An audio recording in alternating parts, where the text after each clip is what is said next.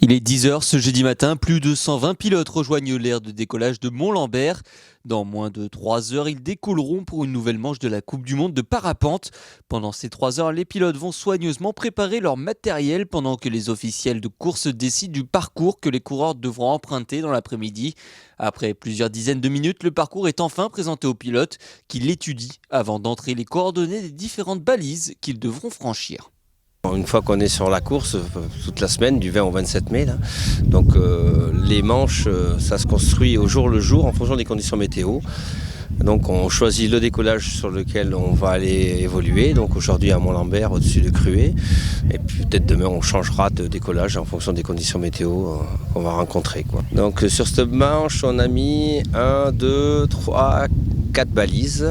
Et avec le goal, ça fait 5 points de contournement si on compte le goal. Il est un peu moins de 13 heures, les premiers pilotes décollent. Pourtant, le grand départ de la course ne sera pas donné avant 14h15. Les pilotes rejoignent lentement la zone de départ. La manche du jour fait un peu moins de 95 km. Alors, la manche était très variée avec des reliefs en début de manche dans les Bauges et où il fallait un peu lutter face au vent du nord. Après, on a traversé la vallée, donc il y a eu un gros changement de rythme où on n'était plus à fond sur l'accélérateur, mais justement à essayer d'optimiser sa transition pour essayer de flotter et de perdre le moins d'altitude possible pour la grande traversée de la vallée.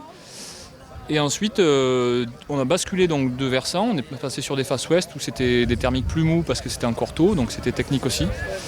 Et ça a fait un retour face au vent, face à la brise thermique encore différent, où il fallait beaucoup accélérer ce coup-ci pour réussir à avancer face au vent. Donc c'était hyper varié, technique, avec des gros changements de rythme, c'était intéressant. Ouais. Les conditions de vol sont presque optimales. Les officiels ont bien étudié le parcours afin que les coureurs ne se fassent pas tromper par un vent tournant. Du coup, au début, on a mis un petit moment à sortir au nuage pour faire le start. Mais après, une fois qu'on est sorti, c'était bon. Après, direction la première balise, il y a eu 2 options différentes qui ont fait que le groupe s'est un petit peu séparé. Puis après, au retour de la première balise, on s'est regroupé un petit peu tous ensemble pour aller traverser la vallée où on a vraiment fait une grande traversée et du coup il y a pas mal de lignes différentes, donc on s'est tous un peu étalés, ça a permis de voir un petit peu les bonnes lignes et de se replacer à chaque fois.